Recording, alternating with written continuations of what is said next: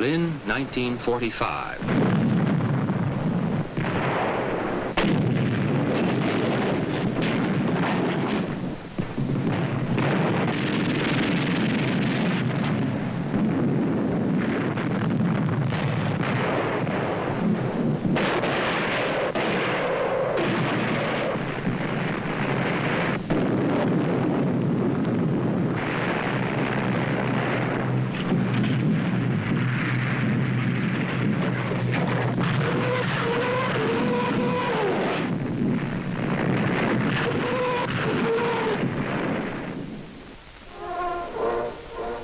Berlin, 1914. There are no ruins yet. In a fervor of nationalism, the troops marched to war, colors streaming and bands playing.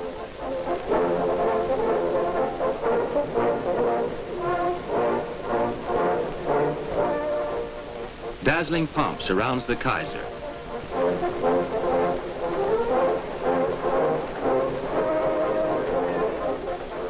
Legends arise about generals such as Hindenburg and Ludendorff, who stemmed the Russian advances in the east and finally take over command of the whole German army. War is brutal. The greatest war to date proves the effectiveness of new weapons of destruction. Poison gas is used, and advance is made with tanks.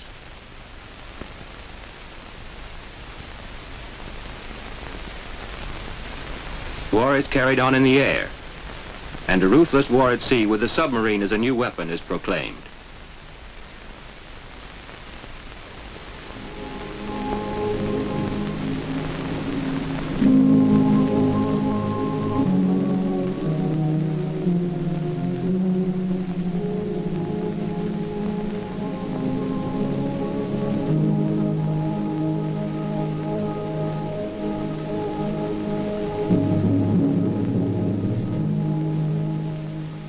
The Russian Empire is the first to collapse. The November Revolution brings the Bolsheviks to power, and in 1918, Lenin makes peace with Germany.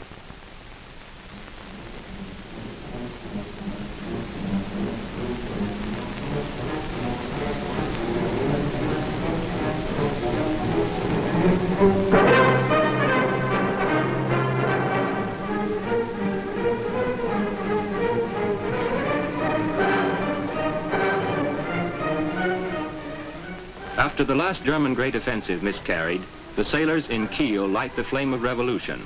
The Kaiser abdicates, and the Republic is proclaimed in Berlin.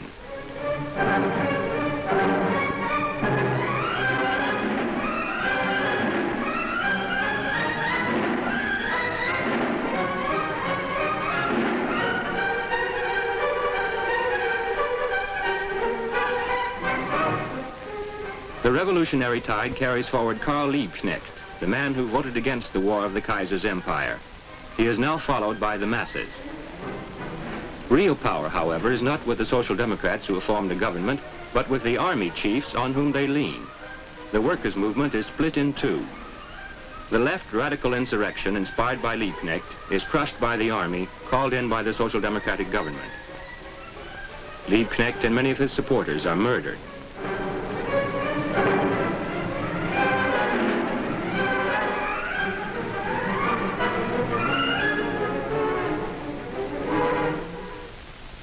At Versailles, the victors dictate their peace terms. The young republic pays the price of a lost war. Alsace-Lorraine becomes French, Posen and West Prussia Polish, and Memel Lithuanian. Germany is deprived of her colonies and has to pay war damages to the victors. Otherwise, however, Germany remains intact.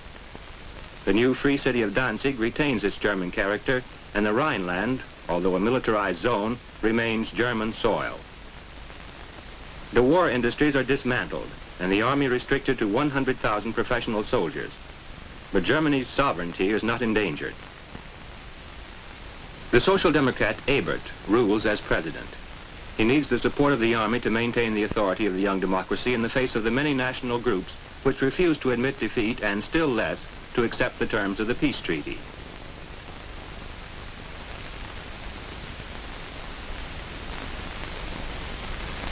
The foreign minister Rathenauer is murdered by nationalist fanatics because he wishes to adhere to the peace terms. In Bavaria, the Army and the Free Corps conduct their own violent policies and refuse to recognize the authority of Berlin. General von Epp finances extreme nationalist elements from secret army funds. His adjutant, Captain Röhm, hires spies to report on the activities of these elements. One of these spies becomes member number 7 of the new National Socialist Party, on which he is to report. With the help of Röhm's money, he even becomes leader of the party. In 1920, he is the party spokesman at meetings protesting against the peace treaties with the Allies and Russia.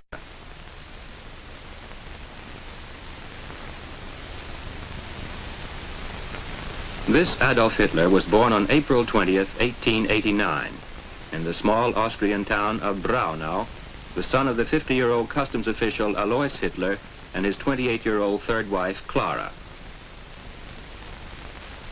When Adolf is 8 years of age, the family moves to a small house in Leonding, near Linz. Here, father and son disagree. Alois Hitler wishes the boy to become an official. Adolf wants to be an artist. He defies his father. He is a poor sort of pupil, fails in his exams both in Linz and in Steyr. At the age of 16, he falls ill with tuberculosis and leaves school forever. In 1907, he moves to Vienna, seeks admittance to the Academy of Art, but is not accepted. He shares a furnished room with a friend. Turned away from the Academy of Art a second time, he becomes a part-time laborer and hawker of postcards painted by himself. He lands in a flophouse, but considers himself superior to the other tramps.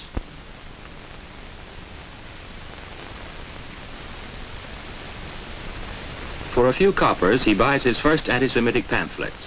These are part of the Ostara Library for the blonde defenders of the rights of man. In order to obtain certain numbers no longer in circulation, Hitler looks up Ostara's publisher, Jörg Lanz von Liebenfels, who in 1900 founded an order for blonde, blue-eyed men. According to Lanz, the blonde Superman sits differently from and has different toes from the dark and inferior races whose extermination he demands. He depicts world history as a life and death struggle between the blonde and the dark. The swastika is his sign, and for him, the Jew is the devil himself. These pipe dreams are a revelation to the unemployed, starving hermit in the flophouse. Hitler must believe in the difference between people and races so that he can count himself among the master race. His due for military service, he has left Austria and settled in Munich. His call-up papers reach him there, and in fear of the police, he musters but is turned down because of poor health.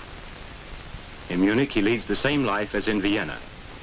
Only on the outbreak of war is there an end to his isolation and deprivation.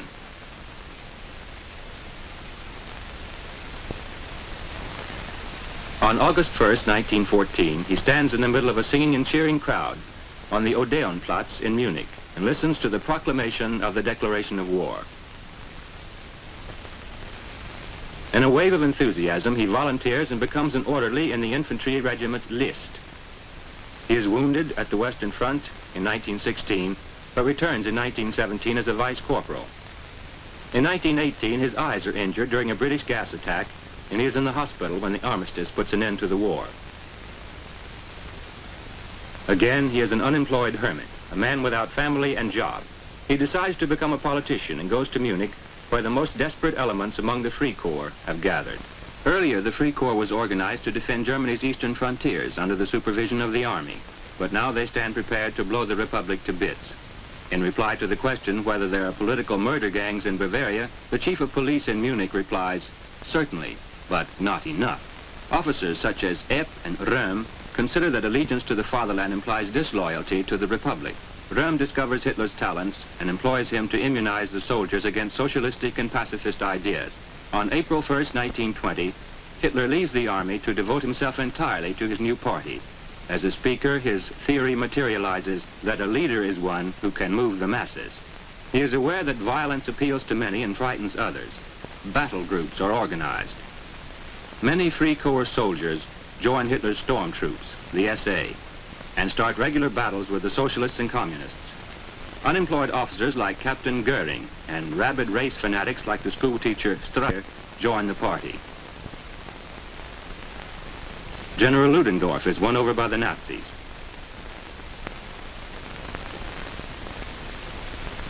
The confused situation in the country serves Hitler's policy. The inability of a bankrupt society to meet its obligations to France results in French occupation of the Ruhr district, which deals a death blow to the currency. The inflation ruins the middle classes and the workers. Hitler holds the Republic responsible for the distress and misery. Consequently, he tries to concentrate all the anti-Republican groups in Catholic Bavaria against Protestant Berlin. On November 8th, Hitler makes a desperate attempt to get the government of the Federated State of Bavaria and the army to join him. He forces his way into a house in Munich where the city leaders are gathered and proclaims a national government in place of the legal federal government. The house is surrounded by the SA. Ludendorff throws his prestige on the scales, and Hitler enforces his will. The Munich government, however, retains its liberty. The Bavarian army receives orders from Berlin not to participate in the putsch, which is consequently doomed to failure. On November 9th, to save the situation, Hitler and Ludendorff, at the head of a few thousand men, marched to army headquarters. Many men later to gain notoriety follow them. Heinrich Himmler is a color guard. After a short exchange of fire, 16 Hitlerites and 3 policemen lie dead or dying. Hitler escapes and is arrested 2 days later. During the subsequent legal proceedings, Ludendorff is acquitted, and Hitler is imprisoned for a few months in the fortress at Landsberg, where he is given a roomy cell on the first floor with good food and the privilege of wearing his own clothes. Full of contempt for an opponent who punishes high treason so leniently, he dictates his book Mein Kampf, an autobiography which turns into a political platform, to his faithful friend, Rudolf Hess. Here, Hitler describes the reuniting of Germany and Austria as his life's mission. He exclaims that either Germany shall become a world power or be ruined. He maintains that during the war, poison gas should have been used on tens of thousands of Jews in order to prevent the collapse. The book was read by few and made a joke of by many. A few years later, they no longer laughed. While Hitler is in Landsberg, the situation improves in Germany. In February 1925, President Ebert dies. He is succeeded by Paul von Hindenburg, the Kaiser's field marshal who, nominated by the parties of the right, wins the election by a narrow margin. To begin with, Hindenburg respects the Constitution, but after a while, his age, his political inexperience, and military philosophy claim their right. When Hitler leaves Landsberg, he has to reorganize the party. He sets to work with well-tried means. In February 1925, the Nazis hold their first large meeting after the putsch. Hitler speaks of Germany's future in our movement, and Jews are not admitted. Even the prohibition against public speaking, which certain German states have published against him, is made use of for his propaganda. The brown shirts began the march to power. In 1926, the party has 17,000 members. In 1927, 40,000. In 1928, 60,000. They have not yet conquered the streets. The streetcars still drive through their ranks. The party days become shows, with SA parades and the veterans Goering, Streicher, and Epp forging their plans.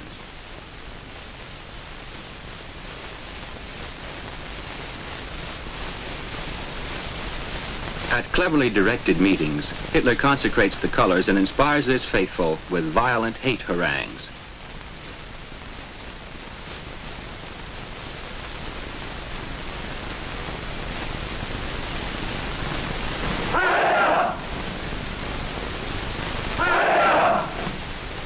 In 1926, Hitler finds the man to organize the party fight in Berlin and supervise the party propaganda, Goebbels.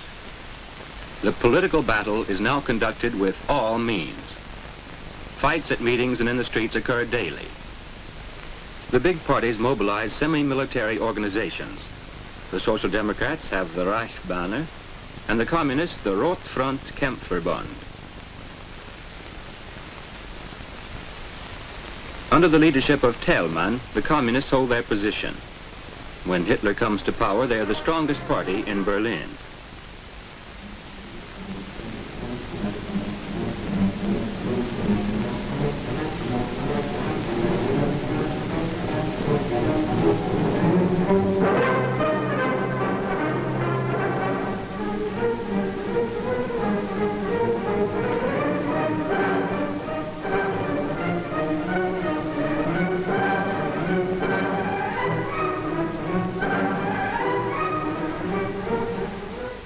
Hitler's continued agitation and the hostile demonstrations of the SA are very convenient to the industrialists.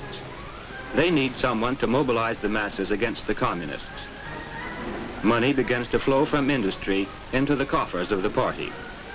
In 1930, the number of unemployed rises to 3 million, and Hitler turns their fear and despair to his own use. Hitler gives them faith and promises them work and bread. Als unsere Partei gerade 7 Mann hoch war, sprach sie schon 2 Grundsätze aus. Erstens, sie wollte eine wahrhaftige Weltanschauungspartei sein. Und zweitens, sie wollte daher kompromisslos die einzige Macht und alleinige Macht in Deutschland.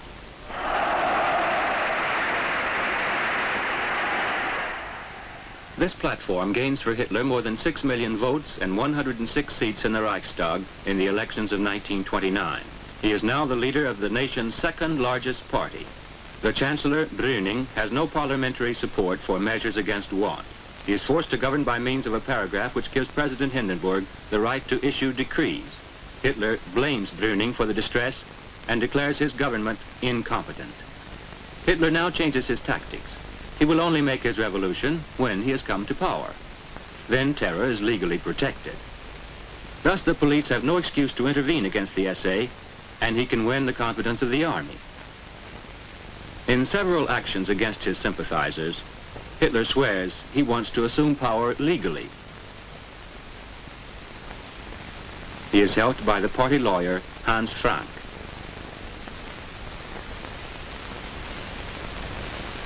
And the brown uniforms, Hitler's men put on white shirts instead and march through the towns as usual. Many unemployed are enticed by the adventurous glamour which Goebbels' propaganda builds up around these processions and the bloody battles with political opponents.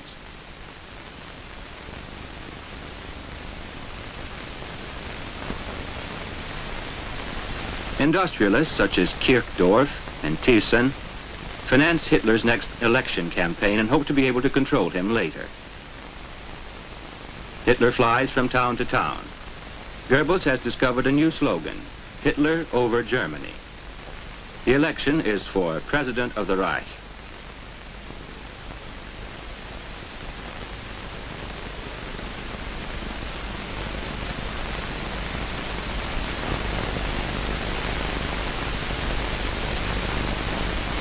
To become a candidate, Hitler in 1932 becomes a German citizen. His friend Frick, a minister in the state of Braunschweig, swears in his Führer as counselor, which automatically makes him a German citizen. Hindenburg is nominated by the Social Democrats, Catholics, and Liberals. Who will save us from Hitler? Only Hindenburg. Hindenburg is re-elected, and Hitler seems to be on a dead-end street. He is saved by General Schleicher, who exercises his political power behind the scenes. He promises Hitler to overthrow Brüning and proclaim new elections, providing Hitler, until further notice, accepts a government under Franz von Papen, a conservative politician whom Schleicher wants to use as a puppet.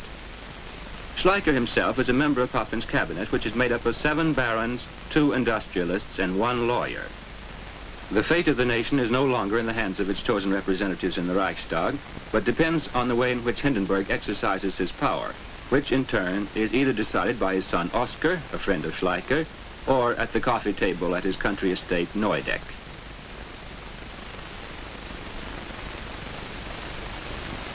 These men also intrigue against one another. Schleicher overthrows Papen and becomes chancellor. In order to overthrow Schleicher, Papen suggests a Hitler government to Hindenburg, in which the Nazis are to be in a minority among the conservative ministers, with Papen as vice-chancellor and real leader. Thus Hitler becomes chancellor. The Social Democrats lose their last position when the Prussian Prime Minister Braun allows himself to be deposed without opposition by Papen.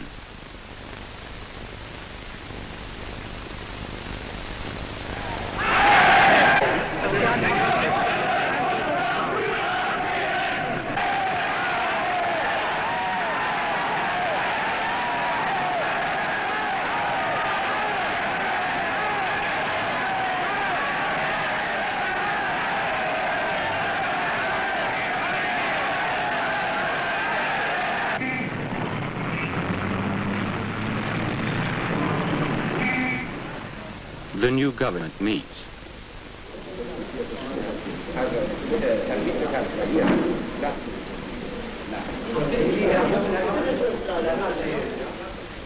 The Vice-Chancellor sits next to Hitler and Goering in the belief that he can control them.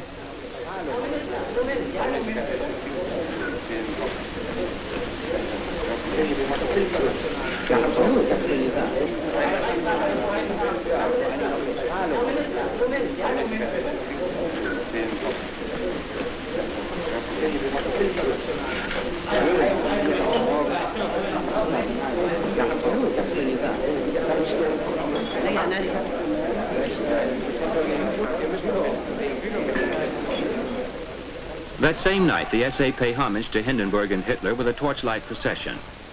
In the darkness, the terror begins against defenseless anti-fascists who are dragged from their homes and beaten up in the cellars of the SA.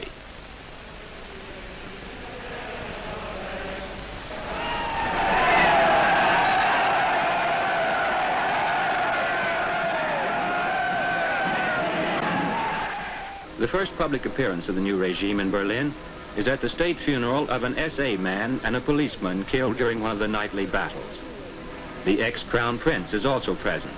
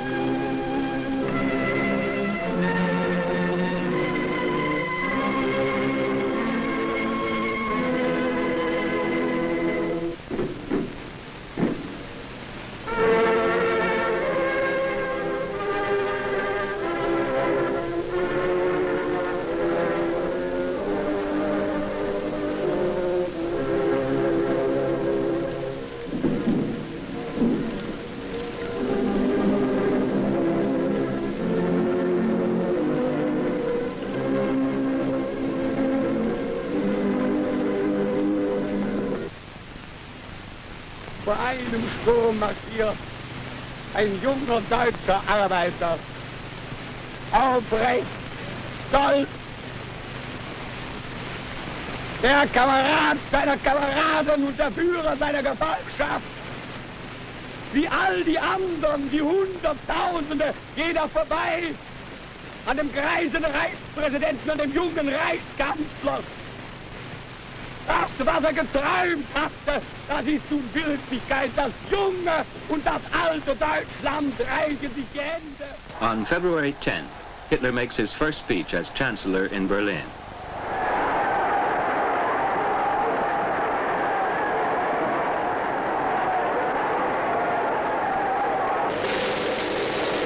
Unser Führer, der Reichskanzler Adolf Hitler, hat das Wort.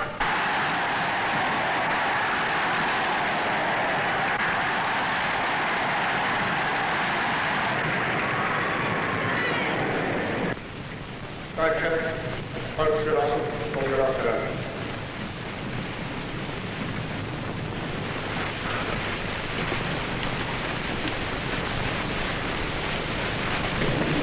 Am 30. Januar dieses Jahres wurde die neue Regierung der nationalen Konzentration gebildet. Ich und damit die nationalsozialistische Bewegung traten in sie ein. Ich glaube, dass nunmehr Voraussetzungen erreicht sind, um die ich das vergangene Jahr gekämpft habe. Wir wollen nicht lieben und wollen nicht spenden. Ich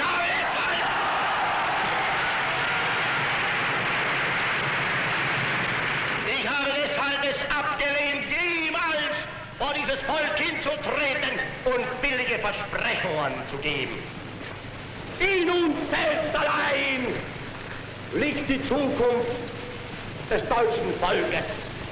wenn wir selbst dieses deutsche Volk emporführen durch eigene Arbeit, durch eigenen Fleiß, eigene Entschlossenheit, eigenen Trotz, eigene Beharrlichkeit, dann werden wir wieder emporsteigen, genau wie die Väter einst auch Deutschland nicht geschenkt erhielten, sondern selbst nicht schaffen mussten.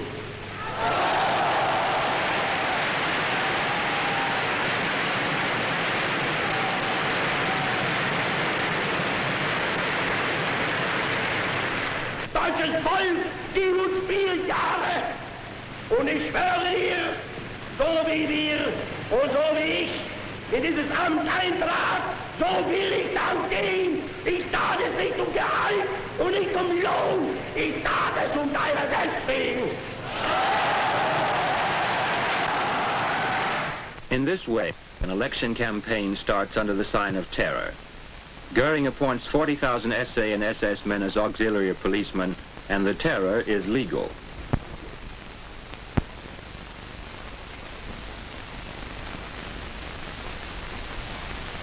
On February 27, 1933, the Reichstag burns down.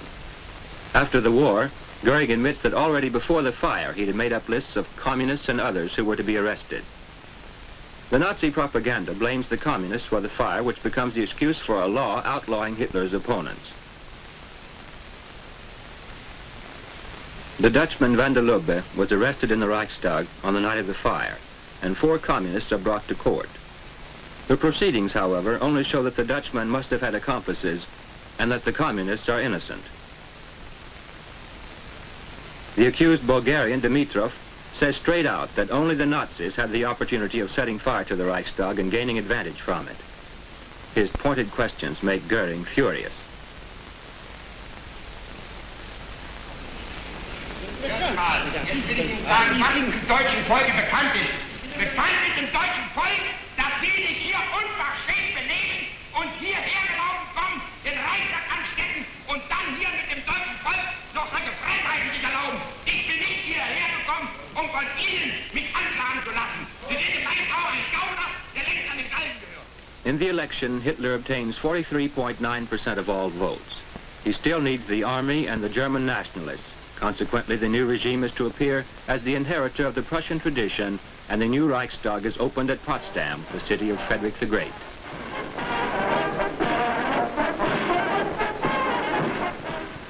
Army and SA gather in the old garrison church. The old and the new Germany salute one another. The Kaiser's field marshal in pre-war dress uniform, and the unknown soldier from the Western Front in correct mourning coat.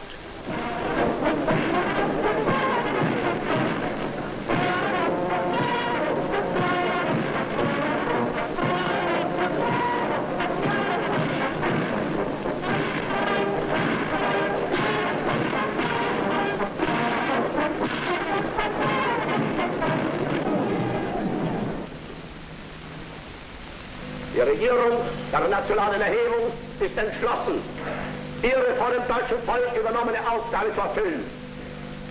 Sie tritt daher heute hin vor dem Deutschen Reichstag mit dem heißen Wunsch, in ihm eine Stütze zu finden für die Durchführung ihrer Mission. 2 days later, the party shows its true colors. The Reichstag meets at the Kroll Opera, which was replaced the old Reichstag. They are to vote for the law which will make Hitler a dictator. The building is surrounded by the SS and the SA, who in chorus threaten terror if the law is not passed. Providing the 81 communist votes are declared invalid, and Hitler is supported by the German nationalists and the Catholics, his law will be passed. Most of the communists and a dozen social democrats have already been arrested. The remaining social democrats alone vote against the law. Dass es sich dabei nicht nur um das negative Problem der Bekämpfung dieser Lehre und ihrer Organisation handelt, sondern um die Durchführung der positiven Aufgabe der Gewinnung des deutschen Arbeiters für den Nationalstaat. Die Reichsregierung beabsichtigt daher nicht, durch dieses Ermächtigungsgesetz die Länder aufzuheben. Wohl aber wird sie diejenigen Maßnahmen treffen, die von nun ab und für immer eine Gleichmäßigkeit der politischen Intentionen in Reich und in den Ländern gewährleisten. Es ist Sache des Reichstags, nunmehr seinerseits, eine klare Stellung einzunehmen. Am Schicksal des Kommunismus und der sich mit ihm verbrüdernden anderen Organisationen ändert dies nichts. In order to assume power in all Germany, however, Hitler did not await the passing of this law. Already on March the 9th, Epp and Röhm were allowed free hands for a coup in Bavaria. They overthrow Helt's government and take over the key positions in Munich without interference from the army. Old scores from 1923 are settled. Similar coups are carried out in other states.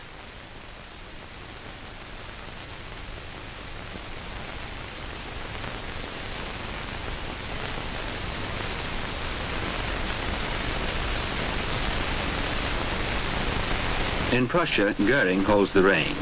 He presides over the Prussian Senate. Die Revolution vor wenigen Monaten durch ganz Deutschland brauste, begann sie damit, dass sie das furchtbare System der Vergangenheit, das System des Parlamentarismus, des Pazifismus vernichtete und zerstörte. Der Führer hat uns auch in Preußen auf unsere Plätze gestellt. Wir geloben, dass jedermann in Preußen seine Pflicht tue. Der preußische Staatsrat ist eröffnet und er ist eröffnet mit dem Rufe, unser Führer Adolf Hitler, des Deutschen Reiches Kanzler, ein Treiber Sieg, Heil!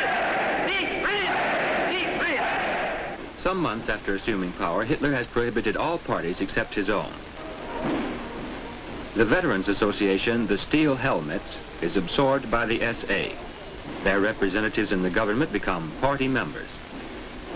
The unions are abolished and taken over by the Workers' Front.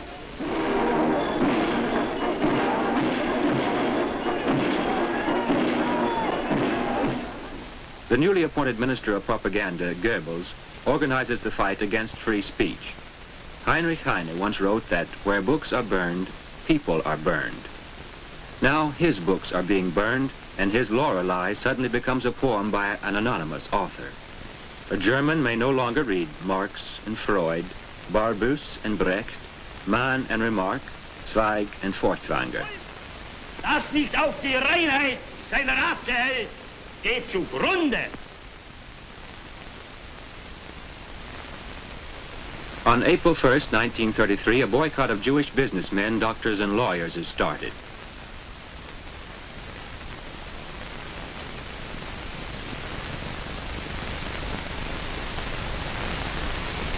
Those so suddenly outlawed began to leave the country. Soon Europe is accustomed to the sight of human beings freighted like parcels from country to country. Sie sind Deutschland. Wenn Sie handeln, handelt die Nation. Wenn Sie richten, richtet das Volk.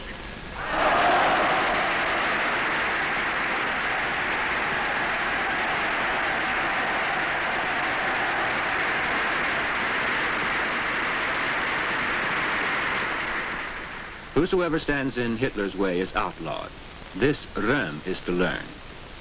In order to succeed Hindenburg, Hitler needs the support of the army. The SA of Röhm is a threat to the ancient privileges of the army. Consequently, in 1934, Hitler has Röhm and other party veterans executed without trial on the excuse that they are planning a coup. This action is carried out by the SS. Its chief, Himmler, starts out on the road to the highest post in the police. On the party day, Hitler receives the oath of allegiance from the new SA chief, Lutze. Mein Führer, genau wie in früheren Zeiten wir unseren Dienst und unsere Pflicht getan haben, werden wir auch künftig nur auf Ihre Befehle warten. Und wir Kameraden kennen nichts anderes, als die Befehle unseres Führers auszuführen und zu beweisen, dass wir die Alten geblieben sind.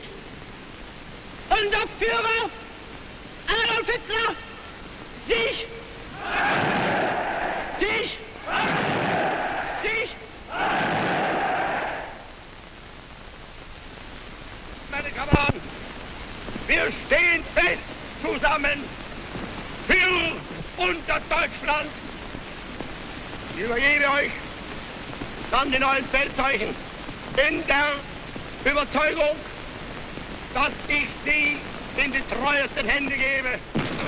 The new colors are dedicated by touching the so-called blood standard from the November coup in Munich in 1923. The party is welded together. The army has been given its guarantees. The generals little know that soon Himmler's SS are going to realize Röhm's dream of the one-party army. On the death of Hindenburg on August 2nd, 1934, the government immediately passes a law uniting the functions of Chancellor and President. On the very same day, officers and men swear the oath of allegiance not to Germany or the Constitution, but to Hitler personally. In 18 months, he assumed absolute power and crushed the opposition. The Nazi revolution is a fact. All preparations for the next step have been made to transform the whole people into a single great column of march which will follow its leader to the end. Under Hitler's guidance, the new state emerges, a state of mass meetings and banners in which the individual is engulfed by the mass and everyone is gripped by a propaganda which aims at every class and generation. He begins with the youth. Unter der deutschen Jugend der Zukunft wünschen ist etwas anderes, als was die Vergangenheit sich gewünscht hat. Wir müssen einen neuen Menschen erziehen.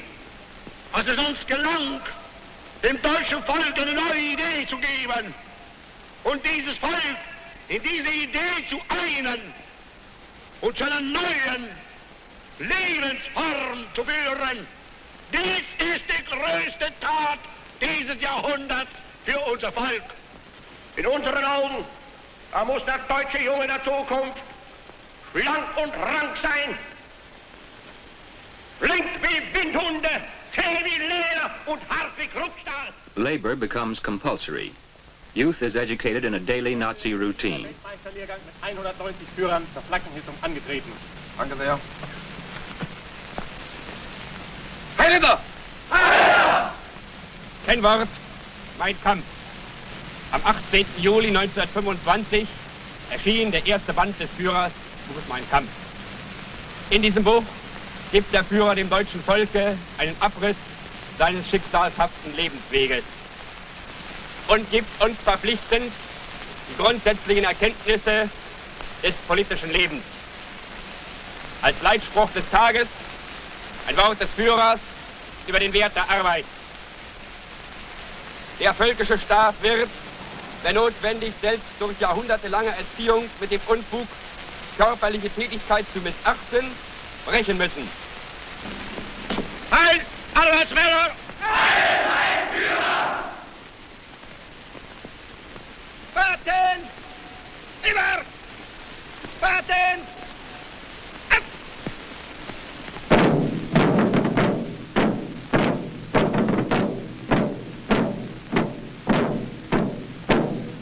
Wir stehen hier, wir sind bereit und tragen Deutschland in die neue Zeit.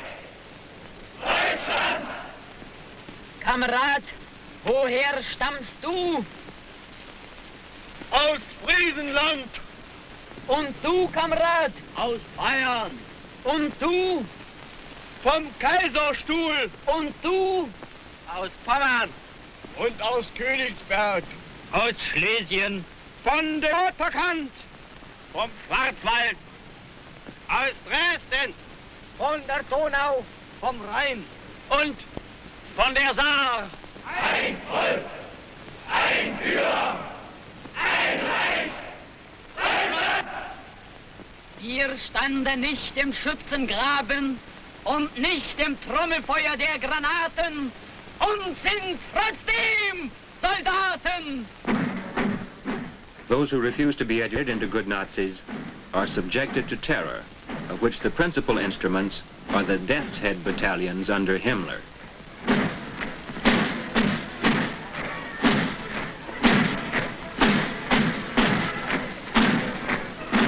Wann ich die Augen schließen werde, weiß ich nicht. Aber dass die Partei weiterleben wird, das weiß ich. Und dass über alle Personen, über Schwache und Starke hinweg, die Zukunft der deutschen Nation erfolgreich gestalten wird, das glaube ich und das weiß ich. For those who do not believe and know this, there are concentration camps.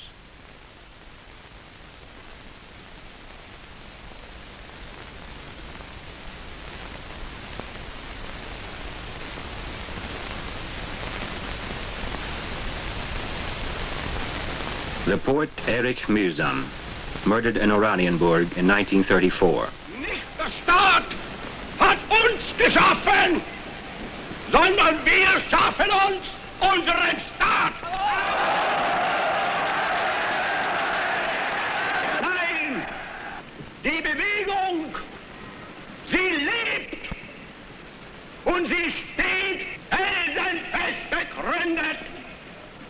Und solange auch nur einer von uns atmen kann, wird er diese Bewegung seine Kräfte leihen und für sie eintreten, so wie in den Jahren, die hinter uns liegen. Dann wird zur Trommel die Trommel kommen, zur Fahne die Fahne, dann wird zur Gruppe die Gruppe stoßen, zum Gau der Gau, und dann wird endlich diese gewaltige Kolonne der geeinten Nation nachfolgen, das früher zerrissene Volk.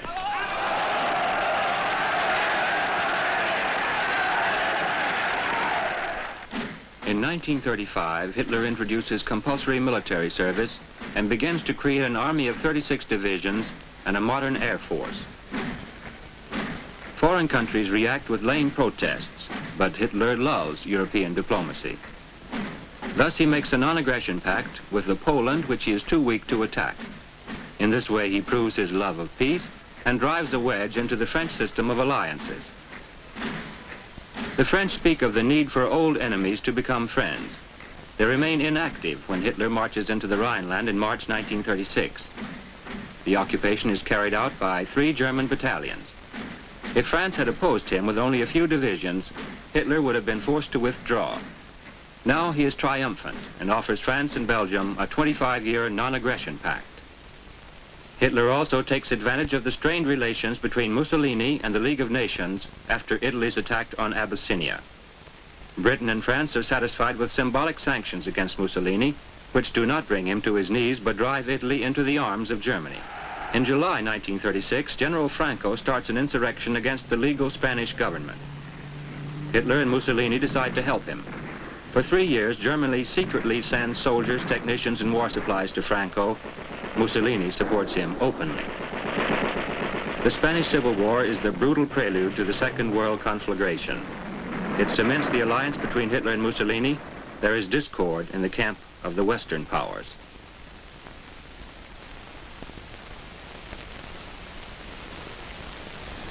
This indecision throws a light on the Austrian question. In 1934, Hitler began to threaten Austrian independence. The country was ruled by Dollfuss. In the spring of 1934, Dollfuss very brutally smashed a socialist insurrection against his scarcely democratic regime and thereby eliminated the very forces which were his natural allies in his fight against Hitler. Simultaneously, he tries to encourage the nation to resist Hitler.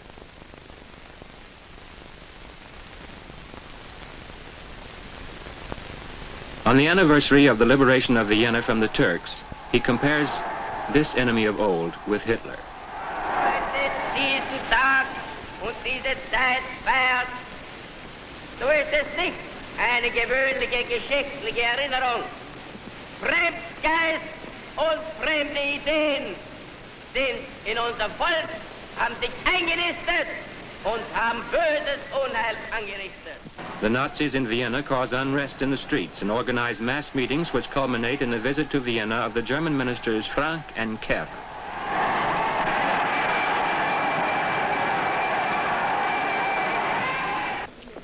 Vielen herzlichen Dank, lieber Parteigenosse und Mitkämpfer Frauenfeld, für den lieben Empfang, den Sie mir hier bereitet haben. Es ist eine unerhörte Freude, hier an der Stelle, wo unser Führer, der Schöpfer der Nationalsozialistischen Arbeiterpartei Adolf Hitler, seinen Lebenskampf begonnen hat als einfacher Handarbeiter, hier an dieser deutschesten Stelle des Ostens erneut betonen zu können, dass unser Führer Adolf Hitler stolz ist auf seine Wiener Heimat und dass er weiß, dass Wien zu ihm und seiner Bewegung, zur Idee des Völkerfriedens, zur Idee der nationalen Wohlfahrt, zur Idee der Freiheit und Reinheit des Volkslebens steht.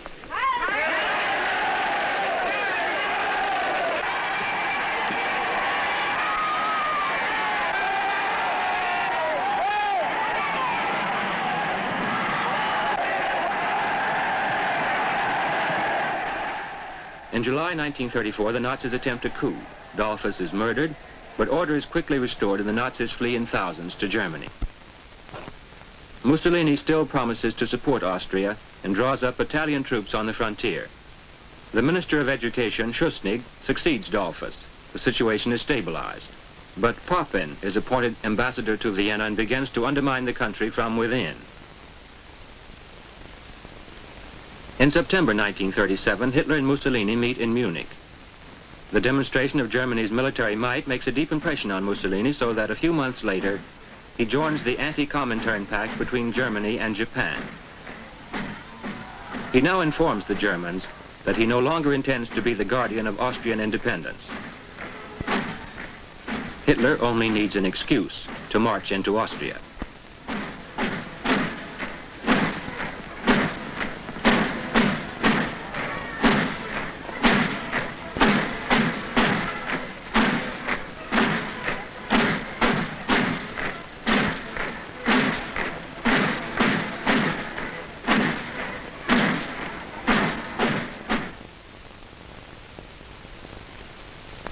In March 1938, the unemployed painter from the Flophouse on Meldemannstrasse marches into Vienna.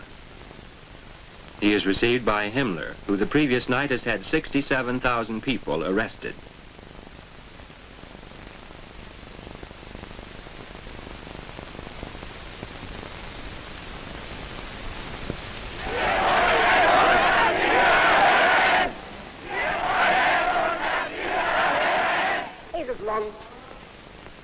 Und dieses Volk kommt nicht zum Reich in einer demütigenden Rolle. Ich selber führe euch ein. The conqueror, acknowledging the oceans in the ancient city of the emperors, is not satisfied with this triumph. His eye is directed toward the next goal, Czechoslovakia. His antagonist there, President Beneš, is an ally of France. He has the promise of Russia that if attacked by Germany, it will come to the help of Prague, providing the French comply with their obligations. The Czechs are strong enough to withstand the first assault. When the Sudeten German Nazi organizations cause an acute crisis in the districts inhabited by Germans, Prague mobilizes.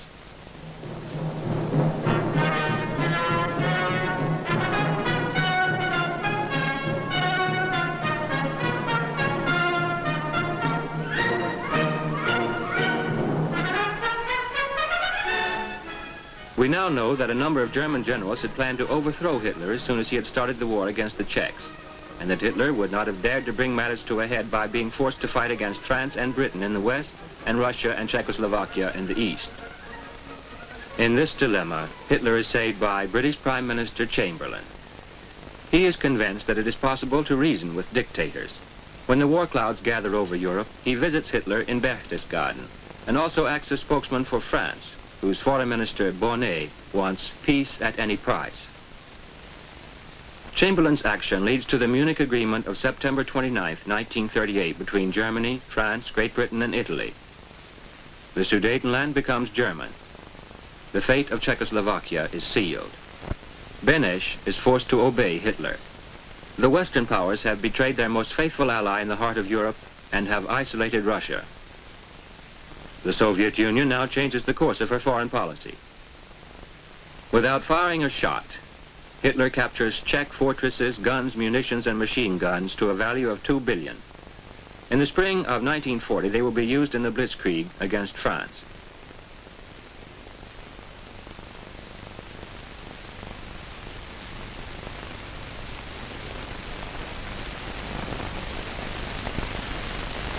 The German generals in opposition drop their plans of a coup. It is not possible to arrest a man as a war criminal just when he is winning a bloodless victory.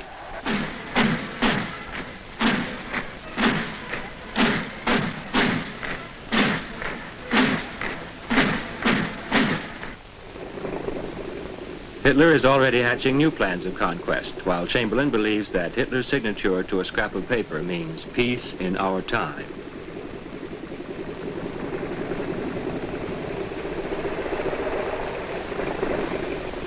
After the Munich Agreement, the lot of the Jews in Germany deteriorates. 1 week after Munich, all Jews must have the letter J stamped in their papers. Himmler's right-hand man Reinhard Heydrich gets the idea of deporting 17,000 Polish Jews living in Germany to Poland.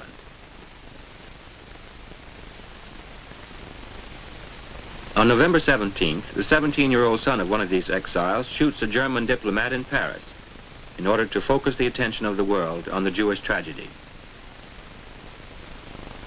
The victim is buried with every honor, and the deed is used as an excuse for the Night of Crystal, a pogrom reaching into every corner of Germany.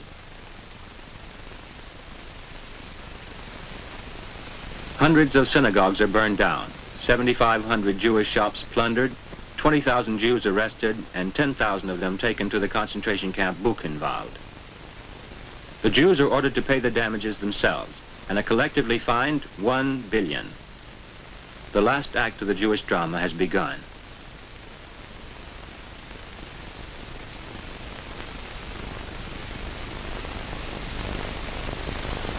After Munich, Hitler becomes surer and surer of himself.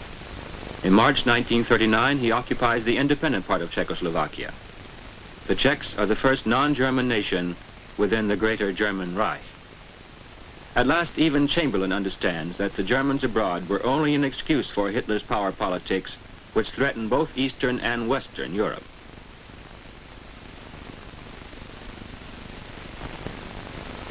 Hitler's stormtroops continue to march.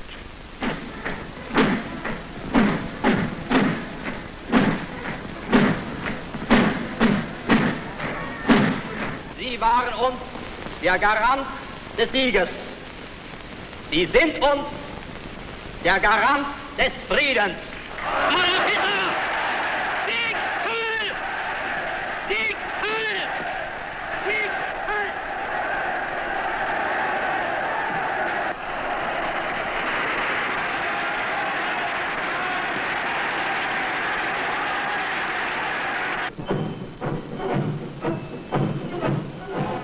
On his 50th birthday, on April 20th, 1939, Hitler receives homage from his party and Germans from all parts of the country.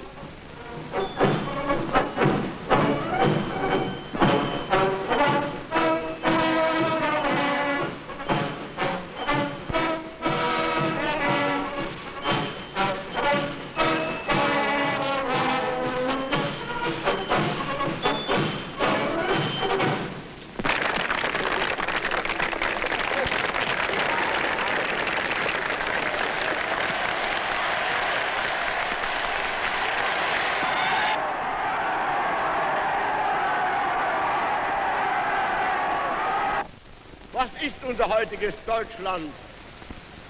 Nicht wieder schön und herrlich. Indem ich euch überblicke, weiß ich, mein Lebenskampf ist nicht umsonst gekämpft. Ihr werdet treu sein, wie jemals nur Deutsche treu sein konnten. Immer wieder wird eine neue Jugend antreten in diese Stadt hier. Ich sehe das von mir in Jahrhunderten immer wieder antreten und wird immer schöner sein, immer kraftvoller sein und wird immer gesünder sein und wird immer mehr Hoffnung bieten den lebenden Geschlechtern auf die Zukunft. Ich bin nicht der Klagende, ich bin nur der Warner. Ich bin nicht der Fürchtende, sondern ich bin nur der Vorbereitende. Ich zittere nicht vor der Stunde irgendeiner Entscheidung, aber ich will sie sehen und ich will stark sein.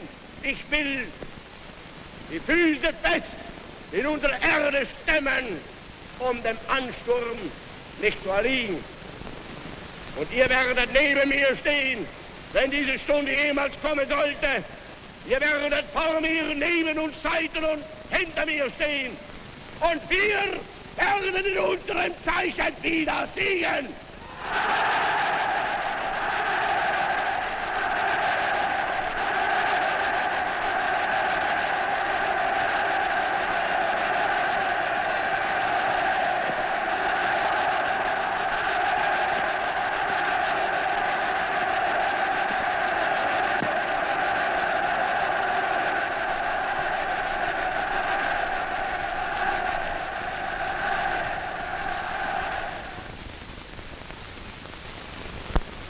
On September 1st, 1939, the German armed forces crossed the Polish frontier.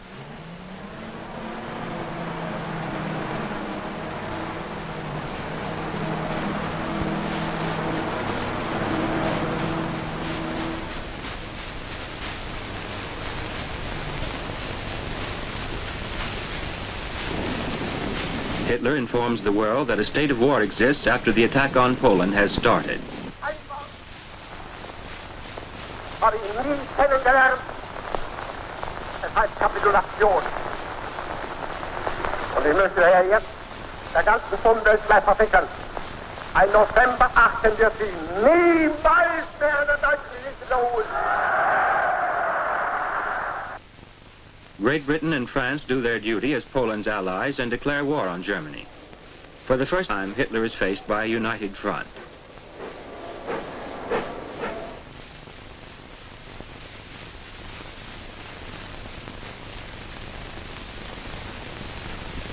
To what purpose the blessing of the Church and Poland's flaming martial spirit against a superior enemy?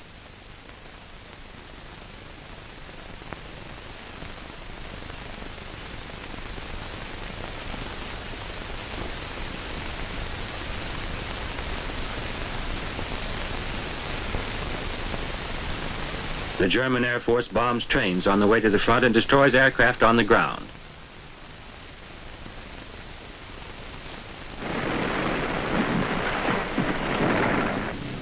Polish cavalry attack German tanks.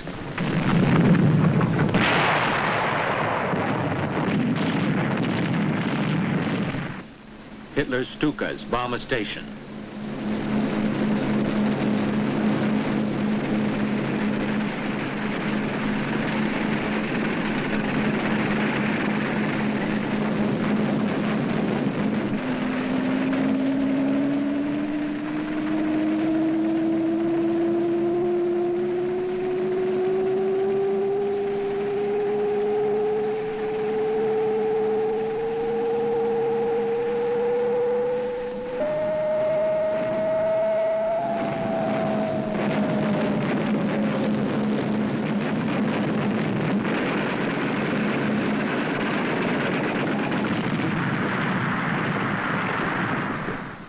Hitler's army advances through a desolated country, burning, ruined cities, either deserted or inhabited by a vanquished but undaunted populace.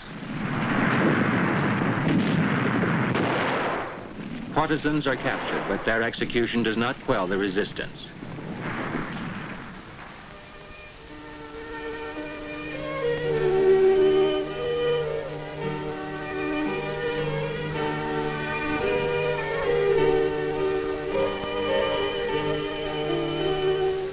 The devastation spreads far and wide. Bridges are blown up, Polish forces encircled.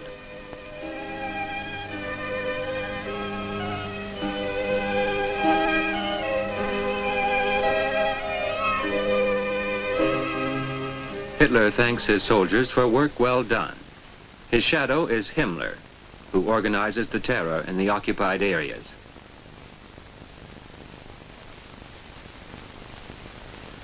After a few weeks, only the capture of Warsaw remains. The tenacious defense of the city enrages Hitler. With obvious satisfaction, he watches the reduction of Warsaw to a smoking ruin.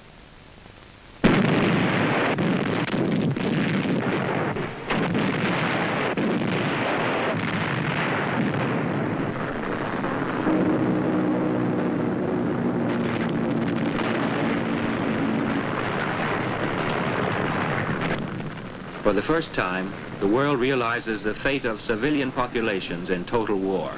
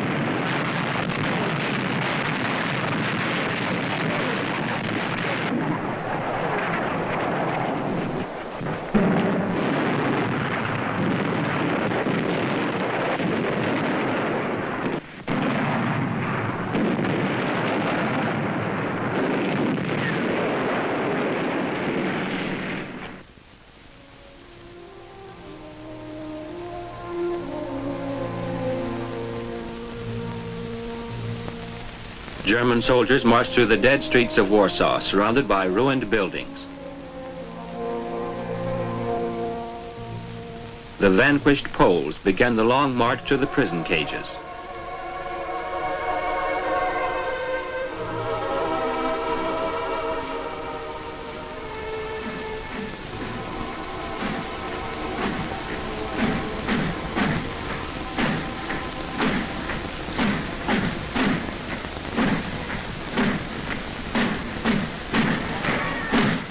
A victory parade is organized for Hitler.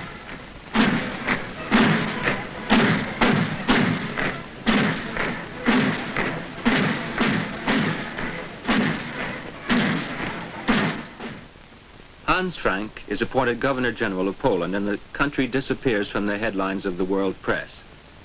Quietly, the systematic pillaging of the occupied country is begun. Hitler's henchmen carry out his new order and themselves photograph their brutal work.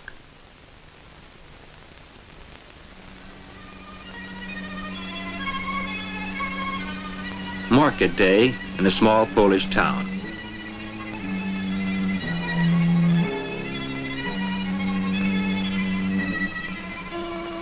Vegetables and meat are on sale as usual. A sudden unrest spreads quickly. German police, a raid.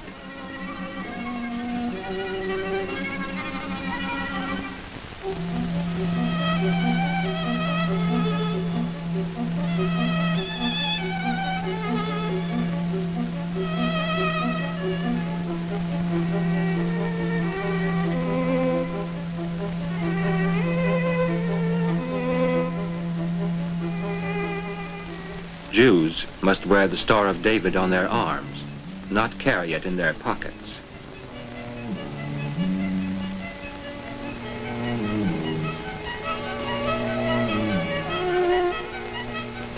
Hostages are taken.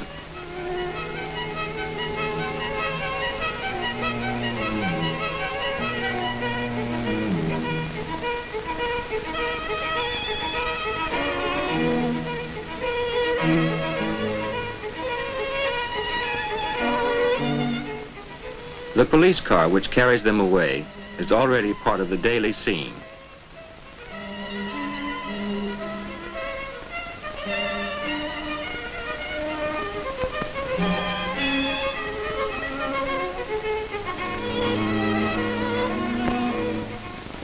In Warsaw, there is a streetcar exclusively for Jews.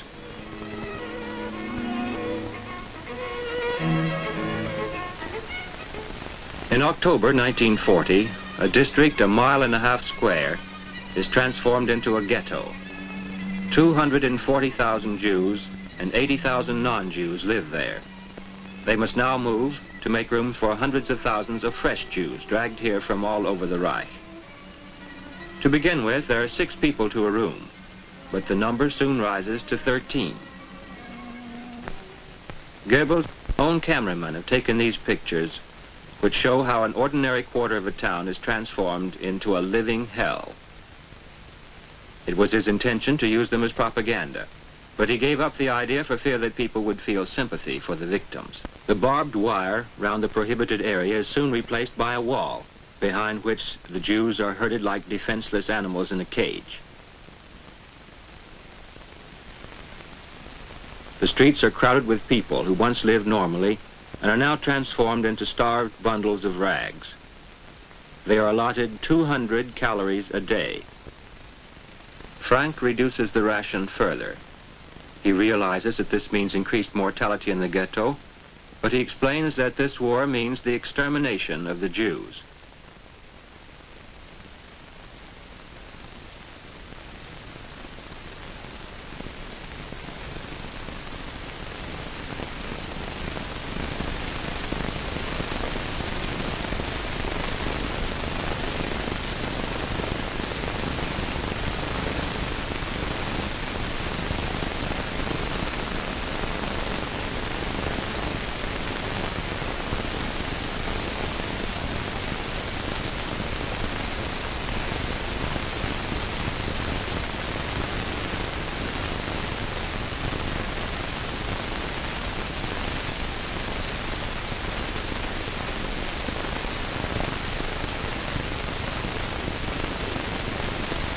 The inhabitants of the ghetto must live and die like rats. They are shrouded in a stench of filth, wet clothes, and corpses. They sleep in rooms no better than overcrowded prison cells.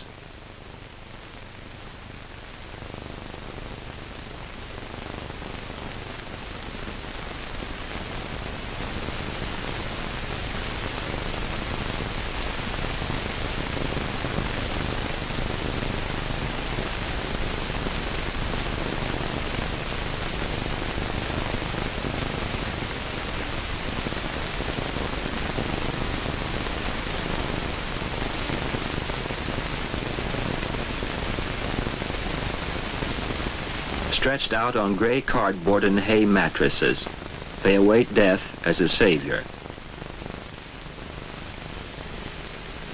In the shadow of death, the children grow up, tortured by lice and disease, without laughter and toys, with old eyes accustomed to the sight of suffering and destruction.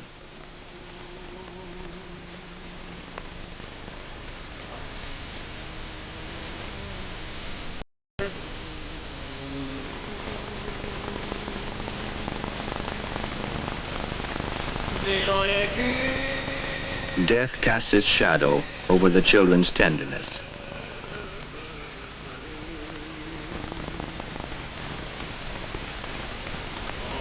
On the streets they beg or dance in the hope of cheating death yet another day.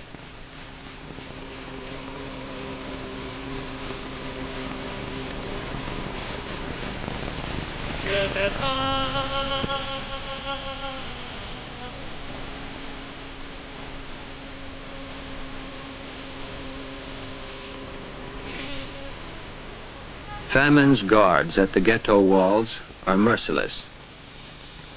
A little girl from the ghetto said to her father, "I wish I were a dog. The guards don't beat dogs."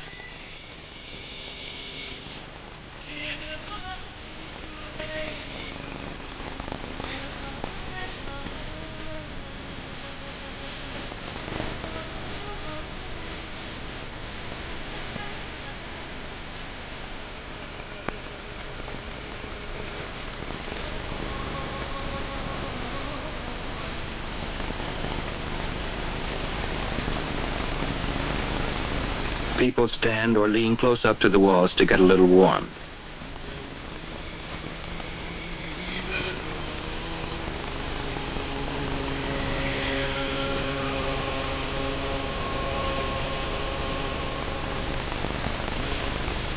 The dead and dying lie in the streets, but the living no longer see them.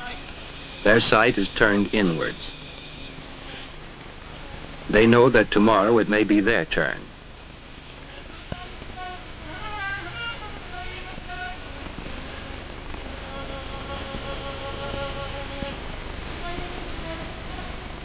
Death reaps a rich harvest. The grave diggers cannot manage to collect all the corpses which lie abandoned in the gutters until they disappear forever in the lime pits of a silent mass grave.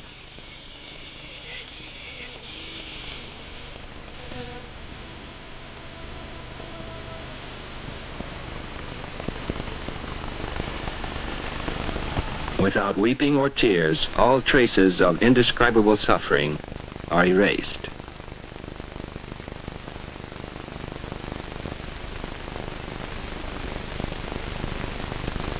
An unknown mother's lullaby falls on deaf ears under a gray and empty sky.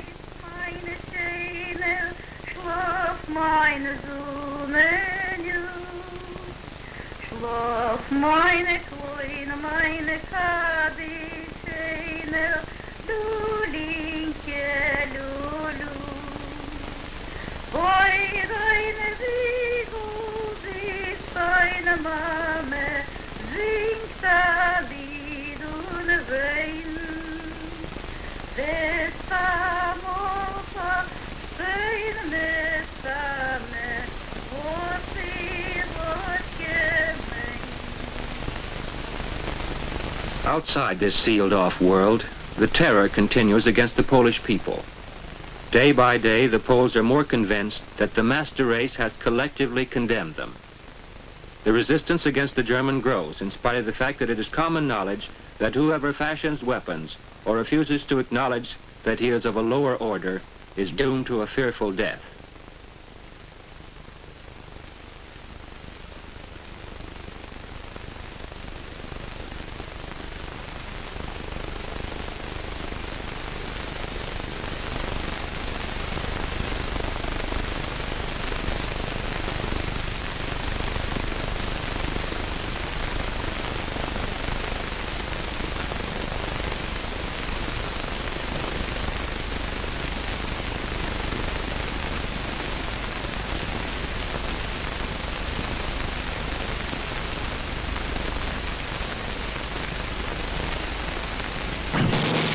This battle is fought in silence. Only much later the world hears about it. The war in the West now occupies the international scene.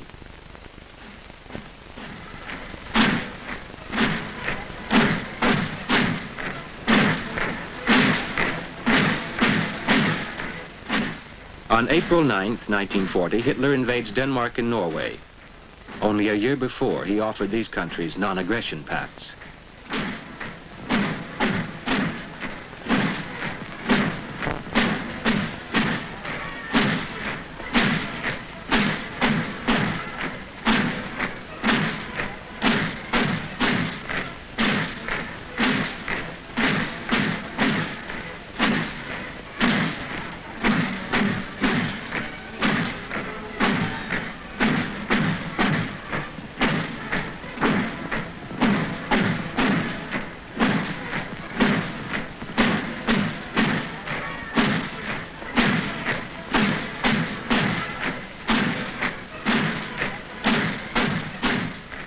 The march continues over the frontiers of Holland and Belgium.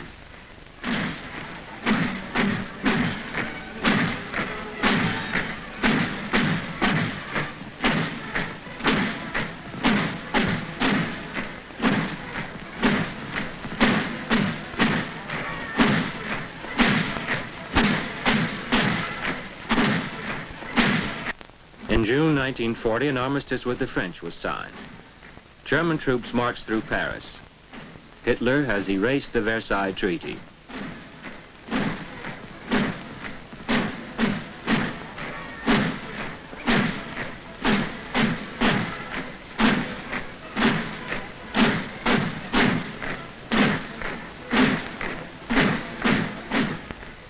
Britain remains. Goering's aircraft take the offensive and fight bitter battles with the British, who retain the mastery of the air.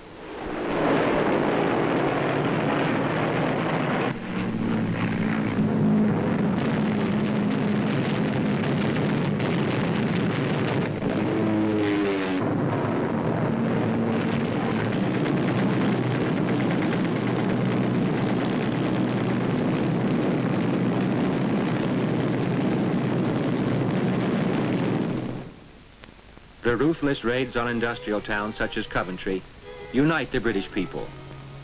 British towns are transformed into heaps of ruins, but the will to fight only grows on the island. Preparations against a German invasion are made.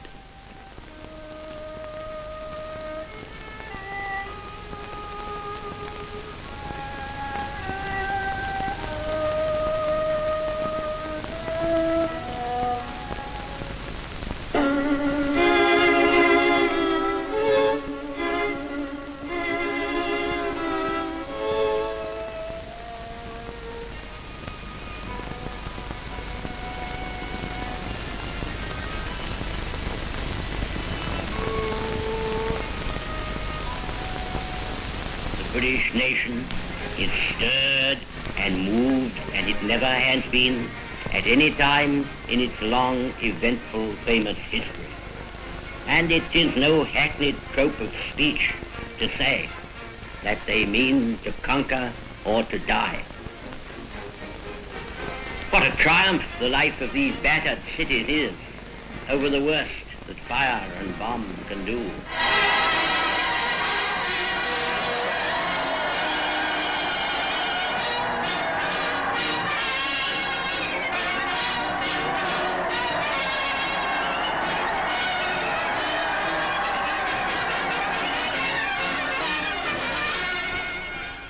Chamberlain's successor, the leader of a fighting England, Winston Churchill, assures himself of American support at a meeting with President Roosevelt in the Atlantic even before the United States comes into the war.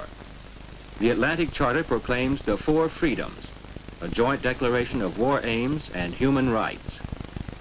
But the German invasion of England never came.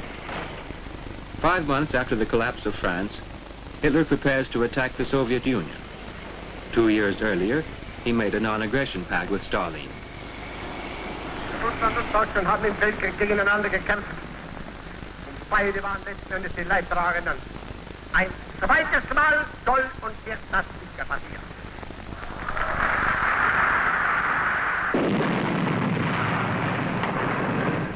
The Soviet Union is invaded on a broad front. The goal is the quick capture of Moscow. Once again, the German troops advance rapidly over devastated and unfriendly soil.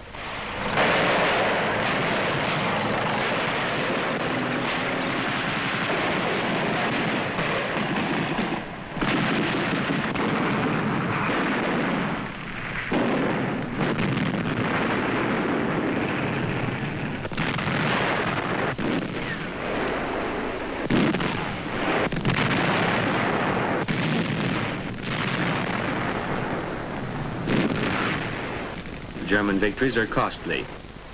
Hitler fails to take Moscow. He is surprised by the winter, which takes its toll of an insufficiently equipped army. Near Moscow, Sebastopol, and in many other places, the Red Army stemmed the German advance.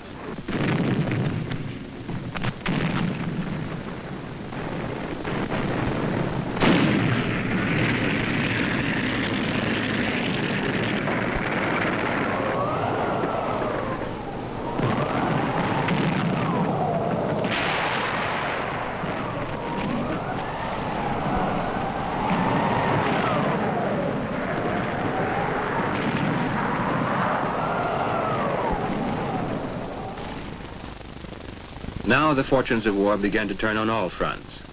In October 1942, the British 8th Army under General Montgomery breaks through the German lines at El Alamein. After 12 days of fighting, Germany has lost the war in Africa.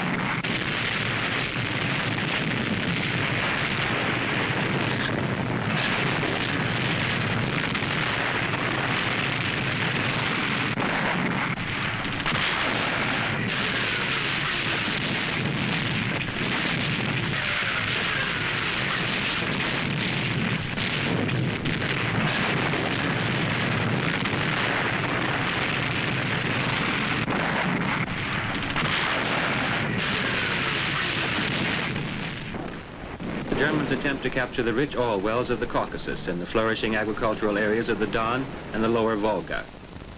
80 divisions are thrown into the battle on the southern front.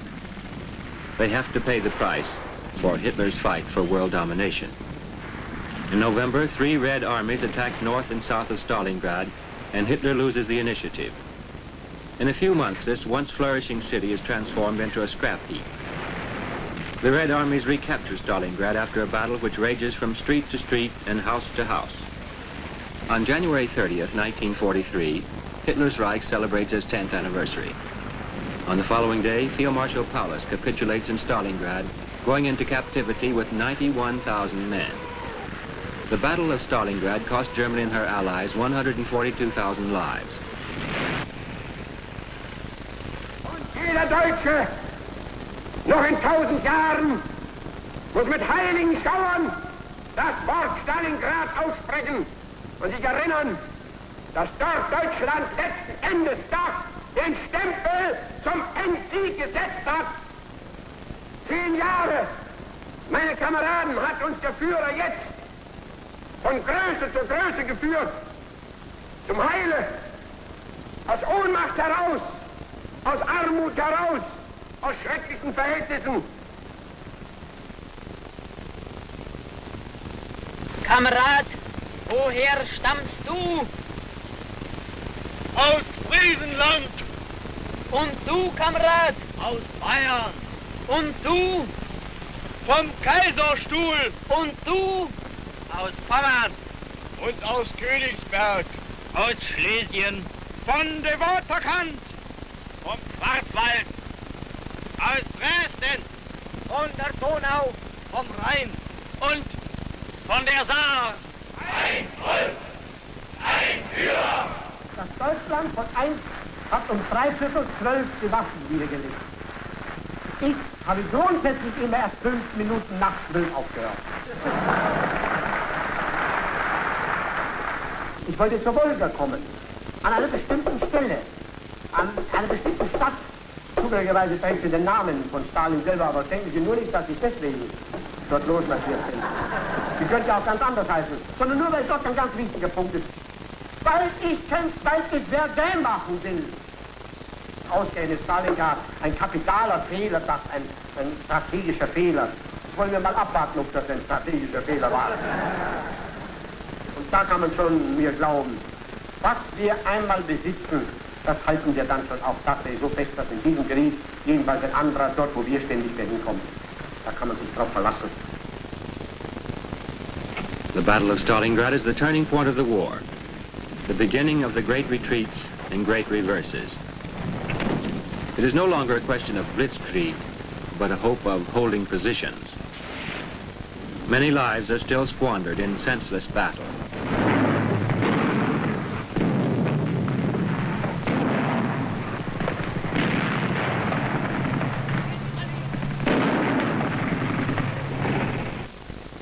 Slave workers from all the occupied countries are now dragged to Germany to serve Hitler's war industries. By the end of 1944, 4,795,000 men and women have been deported to Germany from Russia, Poland, France, and Holland, Yugoslavia, and even Italy. Arrested on the streets or in their homes, they are transported in cattle trucks, and many die on the way.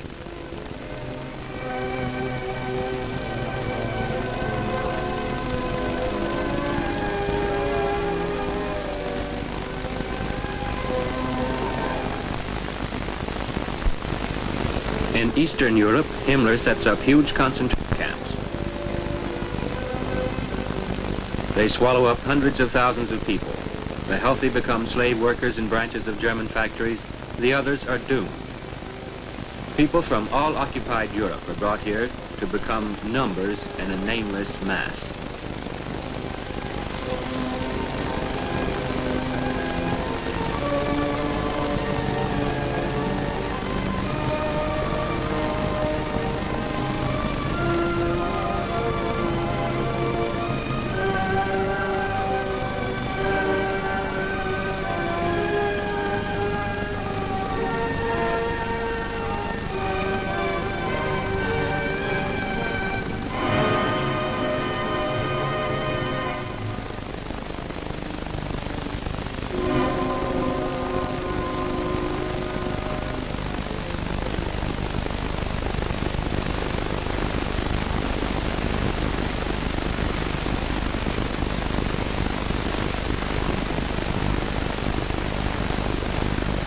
Work gives freedom, declared Rudolf Hess, the commandant of the Auschwitz concentration camp. But the only free people in this world of his are the dead.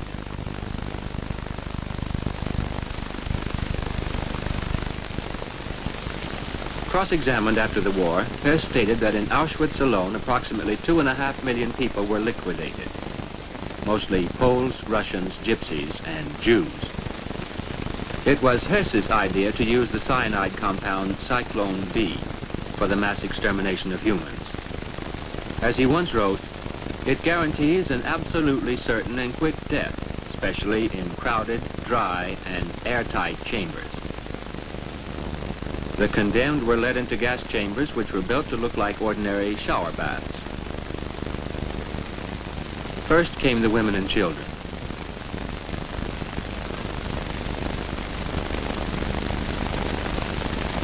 The doors were locked and the gas introduced through ventilators. After 20 minutes at the most, all were dead. The victims' gold teeth and the women's hair were removed. The corpses were burned. Crematoria 1 and 2 in Auschwitz had a capacity of 2,000 corpses a day. Peirce wrote, "More was not possible if one did not wish to run the risk of damaging the plant." The greatest number of gassed and burned in 24 hours in the entire Auschwitz plant was reached during the summer of 1944, when in less than 2 months, most of a group of 400,000 Jews from Hungary were gassed to death. This action was led by SS Obersturmbannführer Adolf Eichmann. This SS hangman carefully maintained his anonymity and was among the war criminals who escaped. 15 years after the German capitulation, Israeli agents captured him in his hiding place. In this way, the Death's Head units of the SS carried out the systematic extermination of human beings as the first step towards the new order in Europe based on race. Under orders of a man who in his youth in the slums of Vienna discovered that what he hated most was the Jews. He became powerful enough to order the murder of millions of people and to be obeyed. Orders are orders.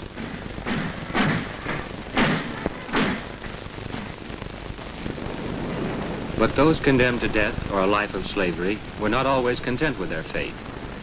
In April 1943, Himmler orders the Warsaw Ghetto razed to the ground and the Jews transported to the death camps.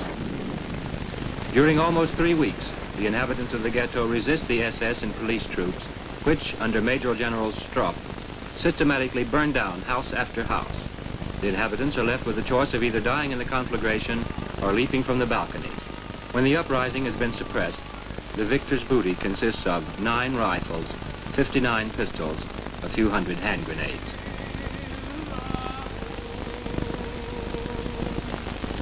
For the first time, the unarmed victim has risen against his executioner.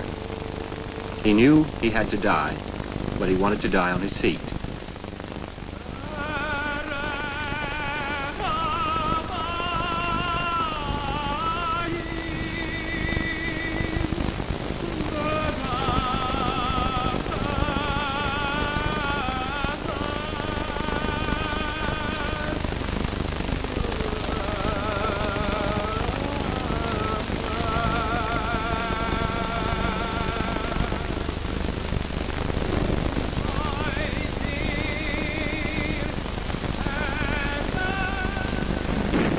After the liquidation of the ghetto, the fight continues in Poland. In 1944, it is plain that the Germans cannot hold the country. To establish Polish authority before the entry of the Red Army, General Bohr gives the signal for an uprising on August 1st, 1944. The battle between Germans and Poles lasts 63 days and claims 200,000 Polish lives.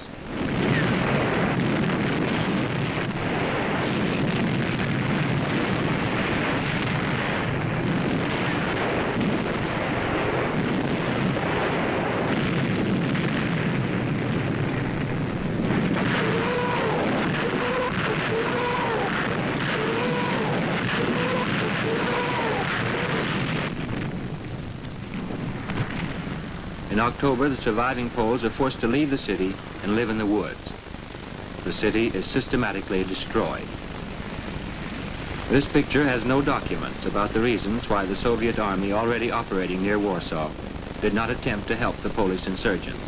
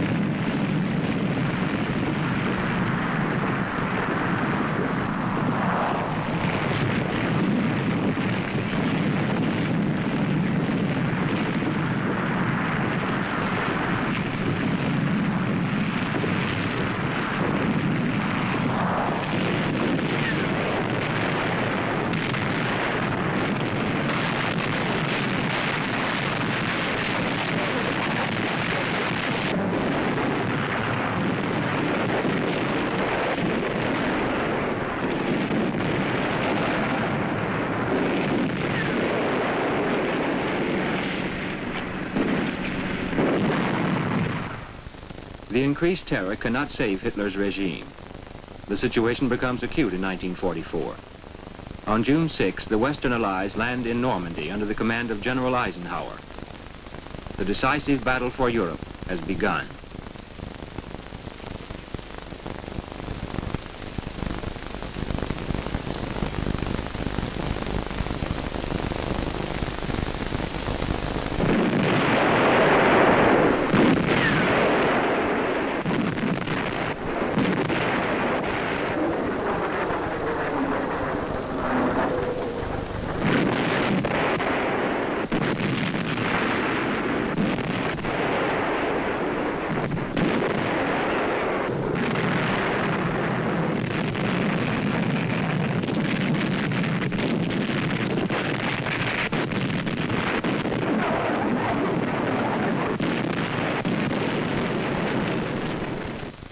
In this situation, a number of officers and politicians attempt to remove Hitler. On July 20th, Colonel Klaus von Stauffenberg hides a bomb under Hitler's table in the headquarters in East Prussia. As Hitler's usual concrete bunker is under repair, the meeting is held in a wooden barrack, and this saves his life. The bomb blows out the roof and thin walls. Hitler suffers minor burns, and his right arm is paralyzed. Hitler takes a fearful revenge. 4,980 people are executed during the following months and thousands sent to the concentration camp.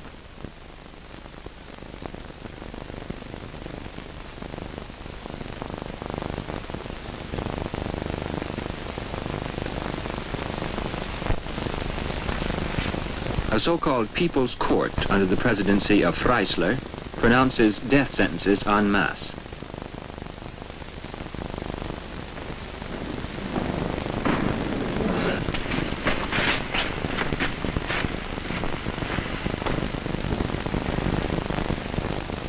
At the first trial, Field Marshal von Witzleben is forced to appear without braces or belt.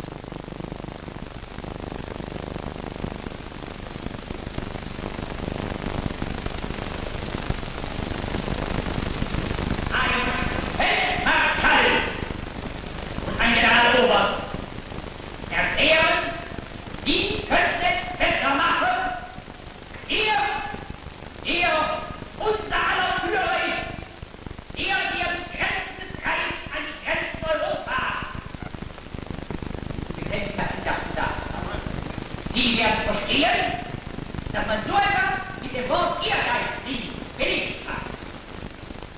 Dazu sind die Jagd und auf. The Nazi veteran and chief of police in Berlin, Count Helldorf, is one of the conspirators. Sie haben ferner bekundet, dass Ihnen die Einstellung der Partei zum Adel nicht zugesagt hat. Ist mir nun völlig unverständlich. Sie waren Polizeipräsident der Reichshauptstadt. Oder ich könnte ihn, wie Sie wissen, Gruppenführer und Obergruppenführer nennen. Aller Gliederungen zu einer SRP, die auch adlig war.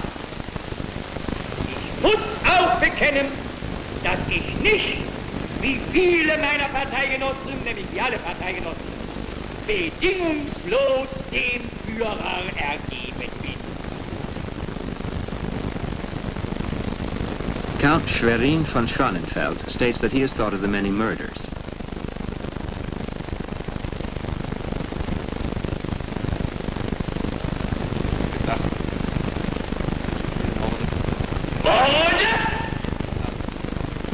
Sie sind ja ein schäbiger Lump! Sprechen Sie unter der Gemeinheit! Ja oder nein? Verbrechen Sie darunter? Präsident. Ja oder nein auf eine klare Antwort? Nein, Sie können auch nicht mehr zerbrechen. Denn Sie sind ja nur noch ein Häufchen Elend, das vor sich keine Achtung mehr hat. Im Namen des deutschen Volkes Ehrgeiz zerfressene, ehrlose, feige Verräter sind Karl Gördeler, Wilhelm Leuschner, Josef Wirmer und Ulrich von Hassel. Sie verschworen sich, Gördeler sogar als politischer Grund für unsere Feinde, mit einer Gruppe eidbrüchiger Offiziere, die unseren Führer ermorden wollte. Als Minister einer feindhörigen Verräterregierung unser Volk in dunkler Reaktion zu knechten und unseren Feinden auf Gnade und Ungnade auszuliefern. Statt mannhaft wie das ganze deutsche Volk dem Führer folgend unseren Sieg zu erkämpfen, verrieten sie das Opfer unserer Krieger, Volk, Führer und Reich. Sie werden mit dem Tode bestraft. Ihr Vermögen verfällt dem Reich. After the abortive assassination, the army is completely humiliated. The Nazi salute is introduced as a sign of its unbreakable loyalty to the Führer and its ties with the party. The SS troops become of equal rank. Himmler is given command of the reservists.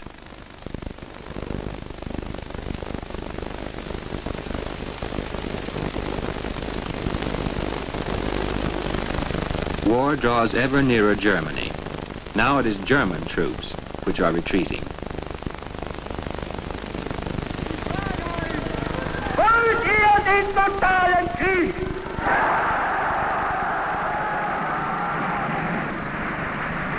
Wollen wir ihn, wenn nötig, totaler und radikaler, als wir ihn uns heute überhaupt erst vorstellen können?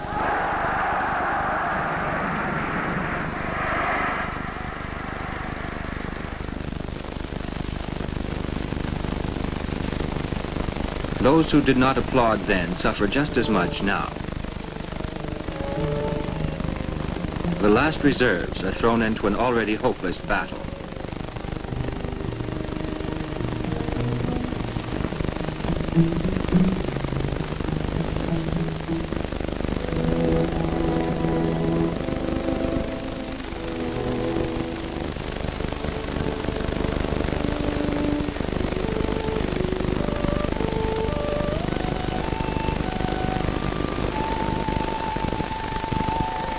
The end is already near when Goebbels visits the city of Görlitz in March 1945, together with Field Marshal Schörner.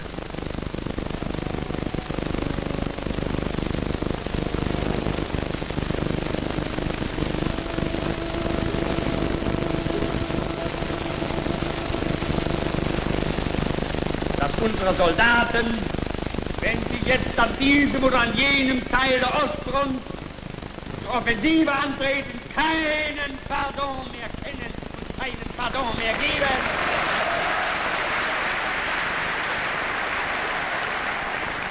Jene Divisionen, die jetzt schon zu kleinen Offensiven angetreten sind und in den nächsten Wochen und Monaten zu Großoffensiven antreten werden,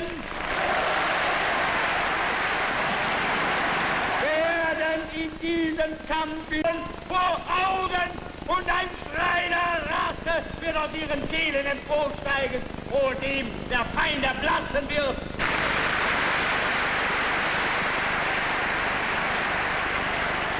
So wie der Führer die Krisen der Vergangenheit bewältigt hat, so wird er diese bewältigen. Ich bin fest davon überzeugt. Noch vorgestern sagte er mir, ich glaube so fest daran, dass wir diese Krise bewältigen werden. Und ich glaube so fest daran, dass wenn wir unsere neuen Offensivarmeen hineinwerfen, dass wir den Feind schlagen und zurückjagen werden. Und ich glaube so fest, dass wir eines Tages den Sieg an unserer Fahnen heften werden, wie ich je in meinem Leben an etwas fest geglaubt habe. Und für Adolf Hitler, Sieg! Sieg! Sieg! German newsreel, March 1945. Der Führer, dessen Leben nach in ununterbrochener Arbeit und Sorge dem Schicksalskampf der deutschen Nation geweiht ist, besucht einen Divisionsgefechtsstand im Osten. Dem Führer werden die Offiziere des Stabes vorgestellt.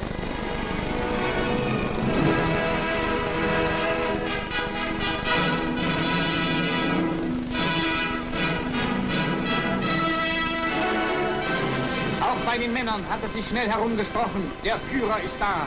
Die freudige Begrüßung der Soldaten ist wie ein treue Gelöbnis aller Kämpfenden an den Mann, der Deutschlands und Europas Schicksal in den Händen hält und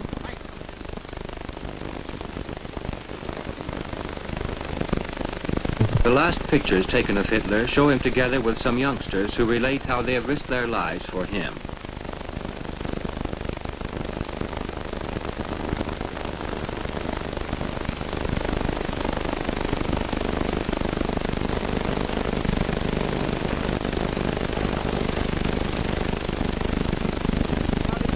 Mit 13 meiner Kameraden unter dem Befehl unseres Panzers am Stadtrand von Lüneburg West gelegen. Wir sind deutlich gegen einbrechende feindliche Panzer sicher. Als diese dann aus der Richtung Gleiwitz am 24. Januar anrollten, teilte der Bandführer uns in 2 Gruppen ein und quer der Mitte ein gegen die Panzer vor uns, um sie selbst anzugreifen, gaben wir anderen ihnen den Feuerschutz. Unser Bandführer hat 3 Panzer abgeschossen, ist dann leider bei der Vernichtung des 4. gefallen. Nachdem wir seinen Tod festgestellt hatten, mussten wir uns aus taktischen Gründen auf einen Eisenbahndamm zurückziehen. Und dort habe ich dann am Abend die unter diesem hindurchgehende Straße von Gleiwitz nach Hindenburg, die den Zugang zur Stadt bildete, gesprengt. Als der Russe näher an Lauban heranrückte, habe ich mich dem Kampfkommandanten von Lauban freiwillig als Melder zur Verfügung gestellt. Meine Aufgabe bestand darin, Meldungen zu den einzelnen Kompaniegefechtsständen zu bringen. Außerdem habe ich oftmals Panzerfäuste und Verpflegung in die Hauptkampflinie geschafft. Die Panzerfäuste habe ich auf Leiterwagen oder Karren unter feindlichem Beschuss in die Haarkeile geschafft. The end approaches as a logical sequence. Everything repeats itself. Berlin's fate is in the balance.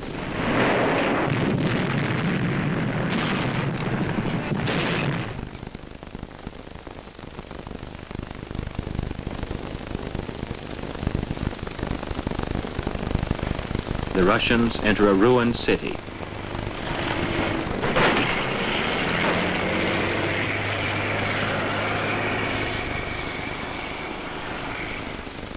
Hitler avoids the consequences of his acts by committing suicide in his bunker on April 29, 1945.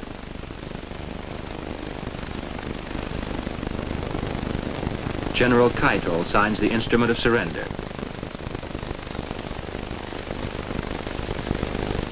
Einfach habe ich nie kennengelernt. Es heißt Kapitulation. Und ich möchte daher jetzt der ganz Umwelt gleich versichern. Ein November 48, niemals werden der Deutsche nicht los.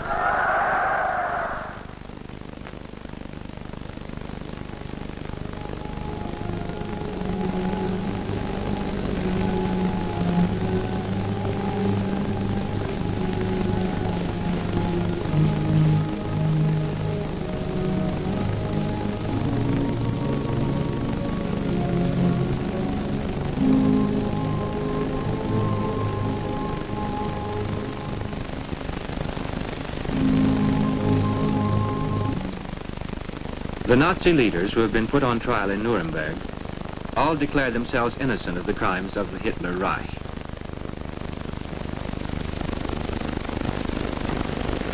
Ich bekenne mich im Sinne der Anklage nicht schuldig. Rudolf Hess.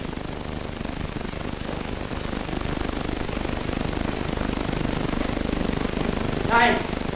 Ich bekenne mich im Sinne der Anklage für nicht schuldig. Wilhelm Keitel. Ich bekenne mich nicht schuldig. Nicht schuldig. Nicht schuldig. Ich bin in keiner Weise schuldig. Did Hitler do everything himself? Silent questions lie in the air when the concentration camps are opened.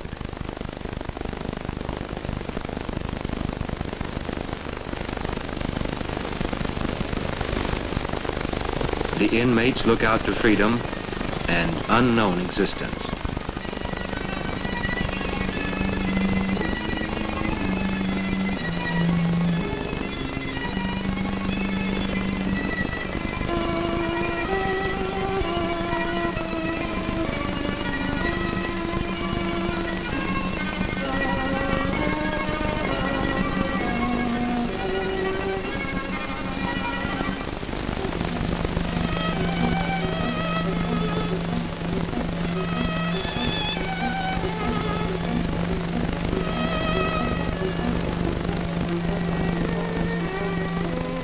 The first steps toward life are uncertain and careful.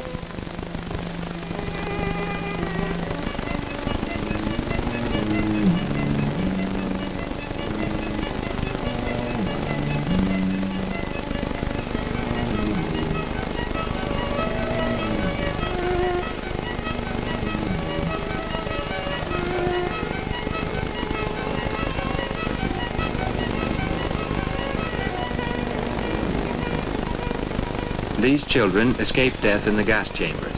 They are twins. The SS doctors were saving them for experiments, as if they were mice or rabbits.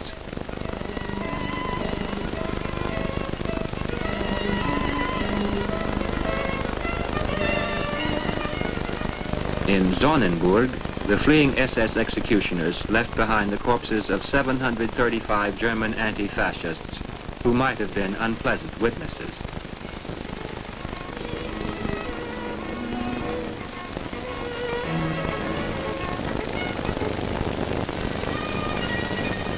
Nine million human beings died in the concentration camps. Of those, 5,978,000 were Jews. 72% of Europe's Jewry and 85% of Poland's. What have the dead left behind in the camps? Ownerless suitcases. 500,000 abandoned articles of clothing.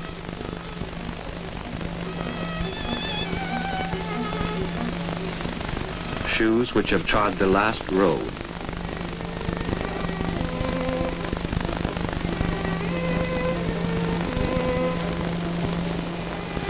Spectacles which have seen the indescribable.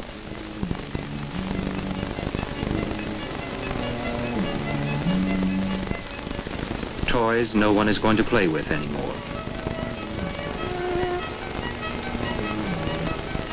Women's hair, which was too late to be used as raw material in the war industries.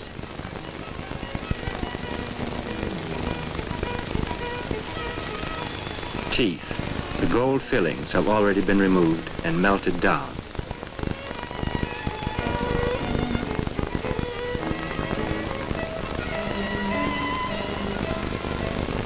At least 25 million soldiers are estimated to have fallen on the various fronts during the Second World War. The victims among the civilian population have been estimated at 24 million. Innumerable mass graves bear witness to what happened. It must never happen again. Never again.